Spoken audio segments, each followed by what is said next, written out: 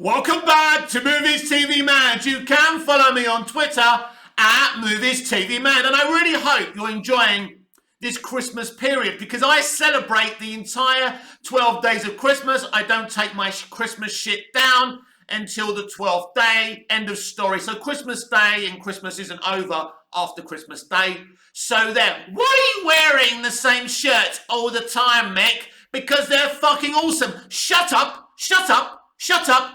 Anyway, a very warm welcome to Wednesday's edition of the DC Universe Daily. On today's show, I asked a question about what is actually James Gunn's DC Universe plan, and we delve into that. Then we ask the big question, the important question, will it actually work? Now, remember my phrase that I've said out loud many times on this platform and on my Twitter platform. It's okay to be wrong.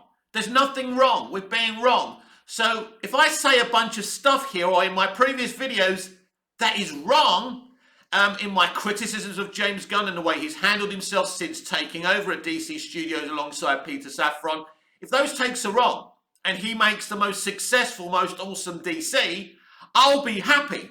Because as a DC fan, that's what I want. And even though I appreciate the Snyderverse and I love what Zack did and I'm frustrated about the way Henry was treated, if James can come in here and do something awesome, epic and really exciting on a huge scale, I will be happy no matter my previous take. So it's okay to be wrong. So what is James Gunn actually planning? A semi-reboot? A full reboot? What is going on here? For me to explain my theory of what James Gunn is planning, we need to go back to the announcement of Andy Muschietti Flash movie. Now, if you remember, Andy Muschietti told us at a DC Fandom, and his sister Barbara told us, in a lot of ways, we're starting again. Yes, in a lot of ways, James Gunn's DC Universe is also starting again. Yes, we found out that the DC film president at the time, Walter Hamada, was trying to find an interesting, intelligent way of moving away from the previous DCEU, the Snyderverse, but in a neat and tidy way that could be very exciting. So his idea was to make everything that had ever been shown and seen in DC TV, live action, and movies, make it all canon. The Linda Carter Wonder Woman, you know, the campy Batman TV show that I absolutely adored as a kid from the 60s, the George Reeves show, the Christopher Reeves Superman, all of it. It was all going to be canon. At the time, this really excited me, and I was actually happy to move away from the Snyderverse because of this idea, because this idea was exciting, because I thought, well, if everything's canon, surely the Snyderverse was going to be canon too. Of course, this wasn't their plan. They were going to lock Zack Snyderverse in another universe. So I think that would have been interesting because Hamada had plans to do a Final Crisis movie involving that little universe, that little Elseworld universe that the Snyderverse was going to be locked up in after the Flash movie. So that would have been exciting. I don't know how he was going to do this, how it was going to work, but that was his plan. So I was initially really excited. They announced a Supergirl played by Sasha Calle in this movie. Again, I was very excited because I just made the dumb assumption that we all did that Supergirl and Henry Cavill's Superman would be standing together. Please excuse my voice, it's getting a bit croaky. It's my morning throat. I think that's a little bit better. I think we should be able to do the entirety of the video with a voice now. Sorry about that. So it was very exciting. I believe that Walter Hamada's multiverse strategy is still part of the plan from James Gunn, but with a few changes. Changing some things and keeping others. Getting rid of some elements of DC that Gunn thinks don't fit and don't work, like Cavill's Superman. So we're going to get a new Superman. We're definitely going to get a new Batman. Or are we? We'll have to wait and see about that. Because it's interesting, isn't it? He's made no announcement on Ben Affleck's Batman. Because basically, right now, Ben Affleck is still canon in the old DCEU. So Walter Hamada had a plan to delve into a brand new timeline that basically is going to do what James Gunn is planning. Keep some things from the old universe and get rid of others.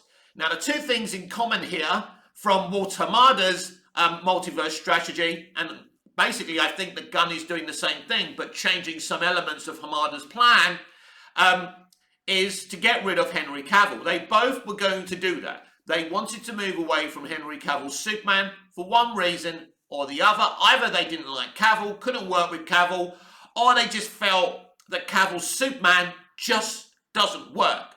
Too much damage has been done to it. So that's what they feel. That's not how I feel. I'm telling you, we're talking about their mentality. So I believe the multiverse strategy that Hamada was going to do is also James Gunn's plan. So I think this is quite an interesting scenario which could succeed or fail. We really don't know until it happens, until we see the structure of what's going on. So if you're wondering how you can keep some things and get rid of others, it's Walter Hamada's multiverse strategy. Gunn is keeping with that strategy. It's obvious now. Getting a new Superman, maybe a new Batman, maybe even a new Wonder Woman, and introducing characters that haven't been in the DC universe before. But what kind of I suppose, what kind of tone, what is James Gunn attempting to do here? So he's trying to make a family-friendly DC universe which will continue surrounding one story in cinema, TV, gaming, and animation. That's the plan. It's a good plan financially if you do the right things, if you execute everything right, of course. So this is what I believe he's doing. The continuation of Walter Hamada's multiverse strategy, where you keep some things and get rid of others. Now it's going to be interesting who stays and who goes. We don't know anything about Ezra Miller's Flash, for example, because he's made the announcement of The Rock's Black Adam. He's made the announcement of Henry Cavill's Superman. I think we can pretty much say that Momoa won't be playing Aquaman after Aquaman and The Lost Kingdom. And Gunn hasn't come out to say that's not true, so that's interesting as well. But what about Ezra Miller's The Flash? What happens to Ezra Miller? This is going to be a very, very interesting situation. Imagine if Ezra Miller was to keep his job while Henry Cavill lost his. I mean, I've kind of discussed that before. So it'll be interesting to see what happens. I think the next time James Gunn goes into detail about his plans, I think this is going to be a very interesting moment for his future with DC Universe and DC Studios. Because either people are going to say, wow, or people are going to say it's shit. I think we can accept that the Snyderverse fans, whatever, however good or bad something is, an announcement is, they're just going to say, this is bad, fire James Gunn, fire Peter Safran. Of course, that's their go-to thing now. They're going to keep on speaking, they're going to be throwing negativity at it because they want to bring it down. And we'll see if they're able to do it. We'll see. So, although we're in the dark right now about what James Gunn is planning, I think if you use your common sense, it's pretty obvious we're going with the multiverse. When he made that big threaded monologue reacting to Release the Haircut and bringing back Legends of Tomorrow, do you remember all of that? And he said everyone is welcome in the DC multiverse. That should be a clue for you about what he's actually planning. So it's a multiverse strategy. It's creating a brand new timeline. And yeah, and we'll see what stays and what goes. This is the plan. This is why he's able to work on a Peacemaker 2, if indeed he still is. That's why he's able to work on an Amanda Waller checkmate show, if he's still doing that. And I think he will. There's no question. You wouldn't want to change Amanda Waller. I think she's perfect the way she is. You wouldn't be able to find anyone better than Viola Davis. Now, people will argue you won't find anyone better than Henry Cavill. Even though I don't like the treatment of Henry Cavill and I love him as Superman, I don't think it's that difficult to find just as good a Superman or an even better younger Superman than Henry. I think, that's something that can be done. I do believe you could find a really good replacement for Henry Cavill. So even though I love Henry Cavill, I'm not deluded enough to say you can't replace him effectively. Also with Batman, I'm not of the mind that, Ben Affleck is impossible to replace. I mean, I love Affleck as Batman. I love Bale as Batman. But these elements are replaceable. And it's going to be very, very interesting what happens here. What if we do get a new Batman, and you would imagine we will, although I'm not 100% convinced that's the case. I still think there's a little chance, a little argument to say that maybe Ben Affleck keeps his role. I don't know, but I think it's a possibility. He's having conversations with him about what to direct. I think it's pretty obvious what he should direct, whether he's still Batman or not. A Batman movie. Affleck has basically won an Oscar for his directorial skills. He knows Batman really, really well, and this could really help James Gunn make an effective incarnation of Batman for DC Universe as well. So not convinced Affleck is totally out as Batman yet, because nothing's been announced. At this moment in time, or until we see the Flash movie, Ben Affleck is still Batman. Now again, we have this kind of confusion about next year's DCEU movies. How connected will they be to the future? Are they still going to use the Flash movie to jump into the new timeline? Or are they just going to do that automatically after Aquaman and the Lost Kingdom? For example, how can you use the Flash movie in a new timeline, then go to Blue Beetle? Is Blue Beetle part of that new timeline? Well, originally, that was the case. So I think James Gunn has to say something about what's going on with these old DCEU movies before the first one releases, Shazam! Fury of the Gods. I really do believe it's very important that they state what's going on here. Now, they obviously, as a marketing team, as people who want next year's DC movies to make money, probably would prefer not to say anything. But this will just cause a great level of confusion. If you lie to people and say that they're relevant, again, you are going to get it in the neck once people find out that you were lying just to sell your movie. I think James Gunn, warts and all, he's very honest with the consumer. He comes out, he's very direct. So I do expect James, before Shazam! Fury of the Gods actually releases, I'm not doing well today, am I? But yeah, I think James Gunn, prior to the release of Shazam! Fury of the Gods, or at least the release to the Flash movie, will say, right, we're still doing the same thing that was going to be done. We're going to leak a brand new timeline out of the Flash movie, or we're not going to do that. Whether they do it via the Flash movie or not, they are going to delve into a new timeline. It's obvious. It's the only way that it can be done.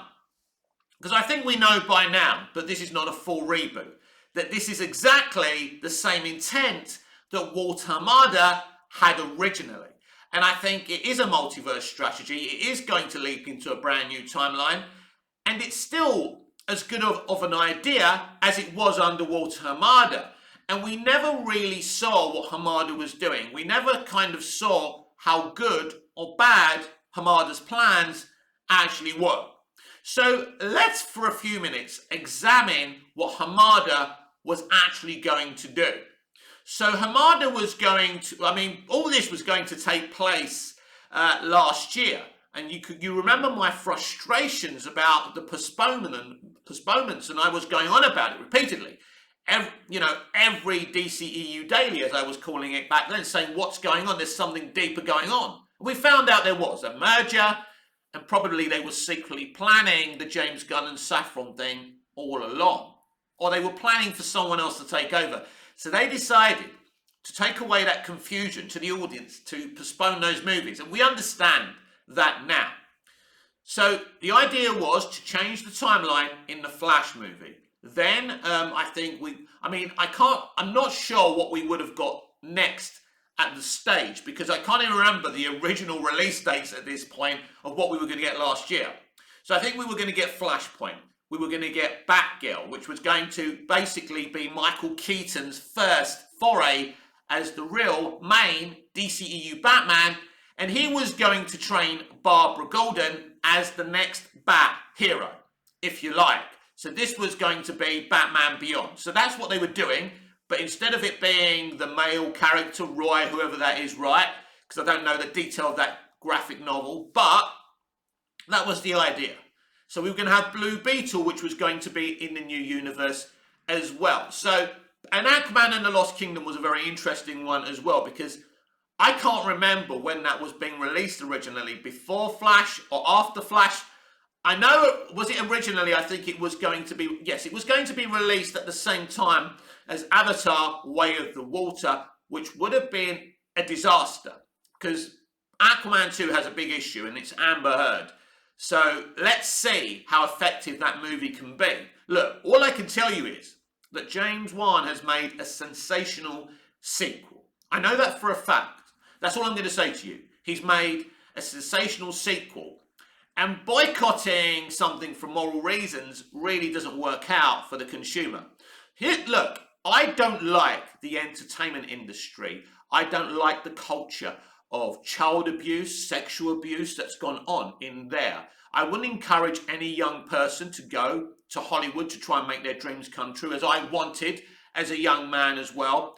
I don't like Hollywood. There's some really nice people out there, don't get me wrong, but it's a corrupt, dangerous place, and they keep on lecturing their audiences like they're morally wonderful people.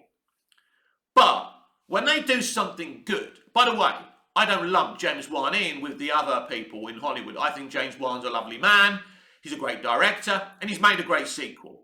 So when people, even though I don't like Hollywood as a unit, as a place, I think they're hypocrites. They talk about inclusion, representation, but there's a culture of nepotism there as well. So I don't like the people generally, but there's some really nice people I know who work out there. So, but when they do something amazing, I'm going to talk about it and say, wow, well done, you did a good thing. I'm going to watch your good thing. Because I love stories, I love escapism, I love films, I love TV, and when they do it well, I'm going to fucking consume it. It's why I fucking get up in the morning. It's my only fucking motivation, apart from my nieces and nephews, right? Because they're the most important thing to me in my life. But the whole point is, I love stories, I love entertainment. So yeah, we don't have to like these people to support the good stuff that they're doing.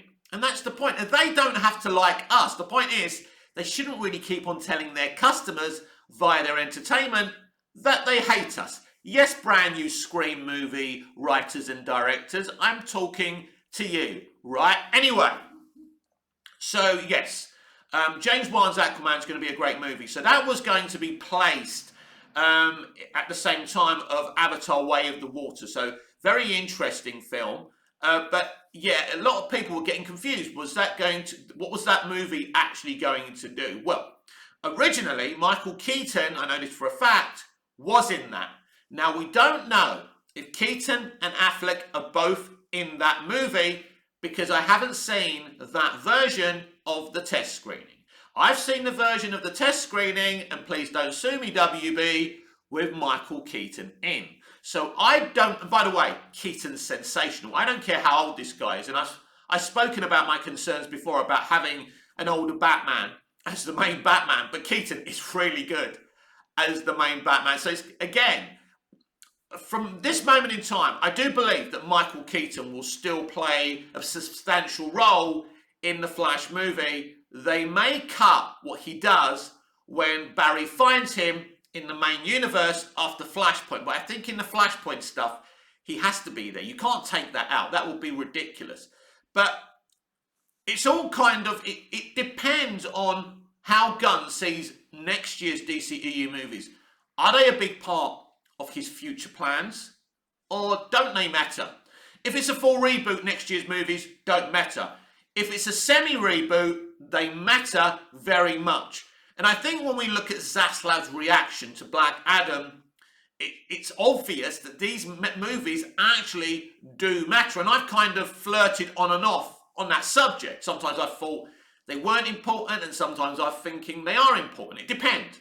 But Zaslav's reaction to Ben the Rock as Black Adam basically is a bit like Spectre in the old Sean Connery Bond movies, pressing the button and chucking one of his hench people down the hole. That's what happened to The Rock. So failure is not an option when you're working under David Zaslav, and that's going to be very important for Peter Safran and James Gunn to remember. So they're going to have to do something, so good. And I'm talking about, Bruce Timm's Justice League animations, his animated series, his movies on that level of DC. That's what DC fandom want to see, because there's a bit of a misunderstanding who is a DC fan and who isn't.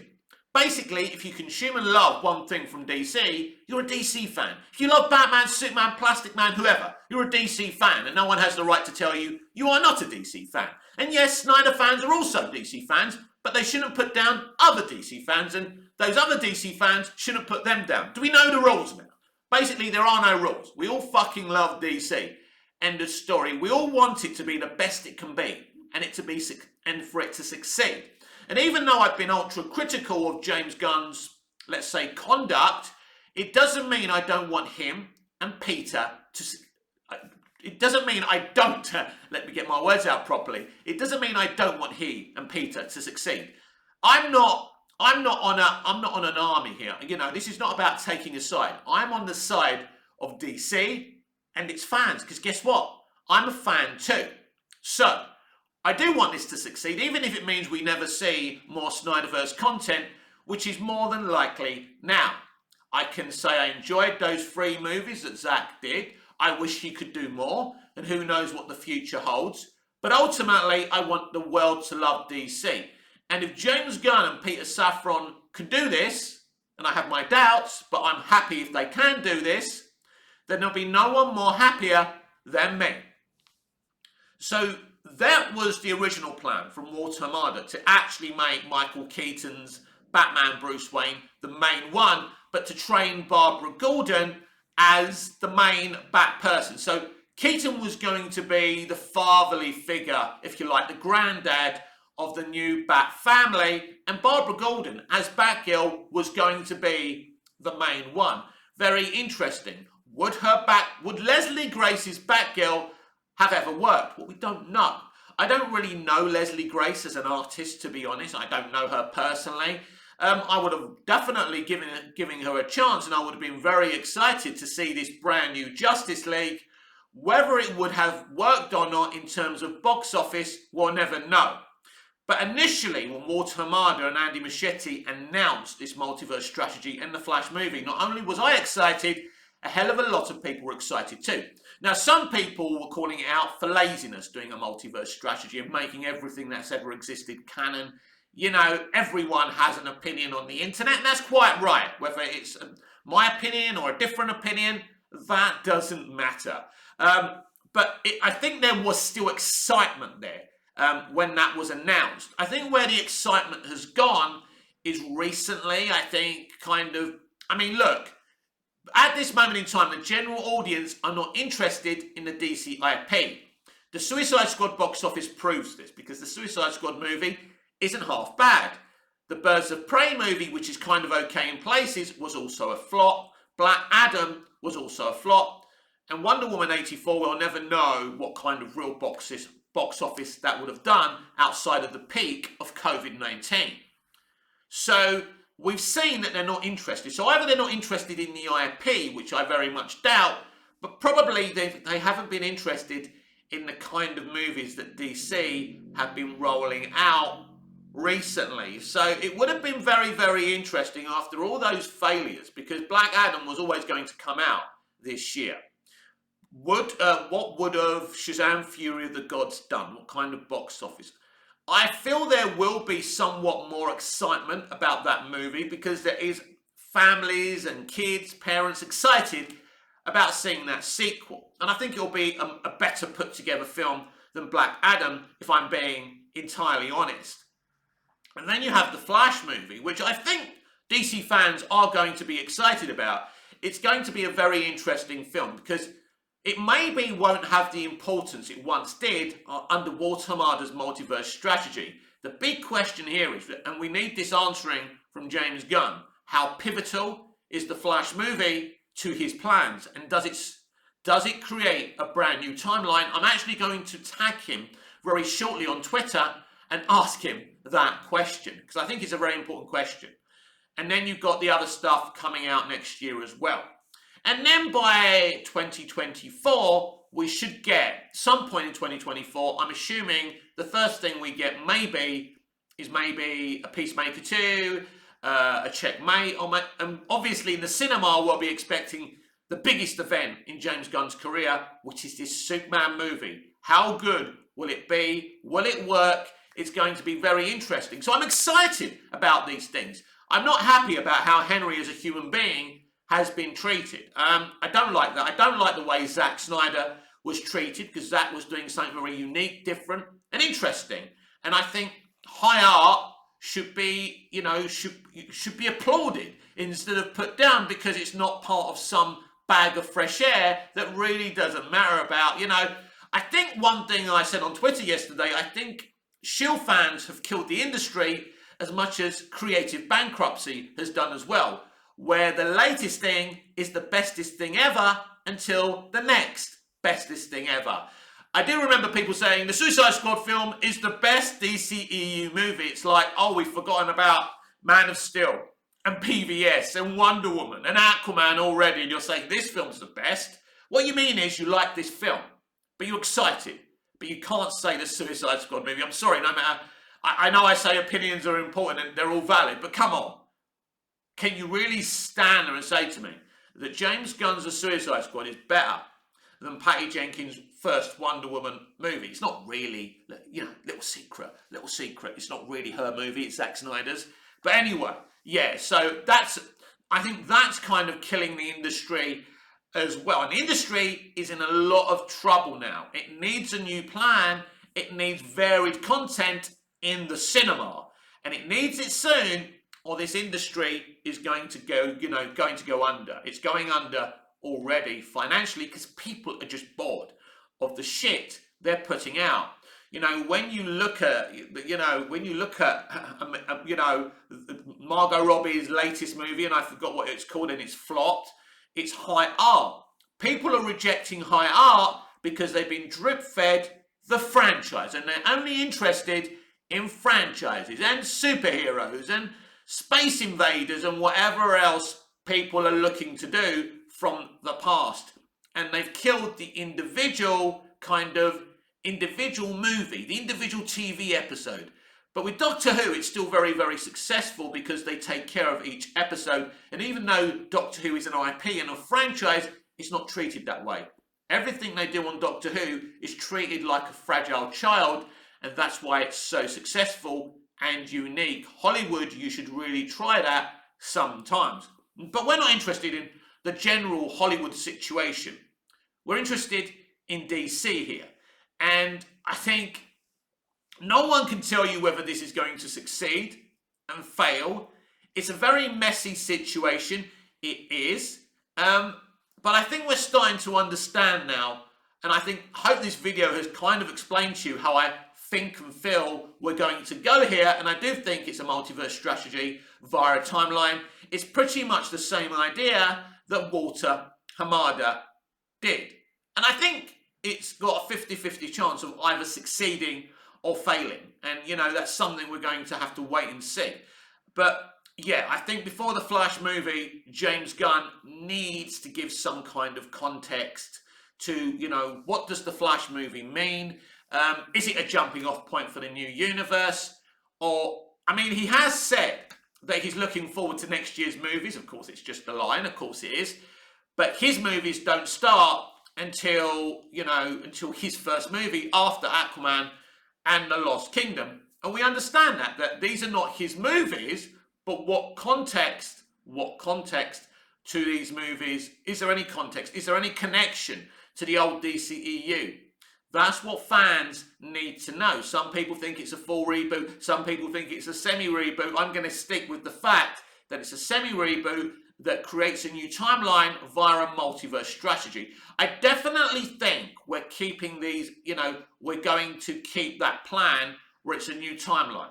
Whether they're using the Flash movie, using the Flashpoint to create a new timeline or not, is something we're going to have to wait with bated breath on. This has been Wednesday's edition of the DC Universe Daily with me, Mick, your host with the most. Just ask your girlfriends and your wives. Please like, share, comment, subscribe, hit the notification bell so you never miss this beautiful perfection. And I'll see you again in the next video. Until I see you again, goodbye, au revoir, auf Wiedersehen.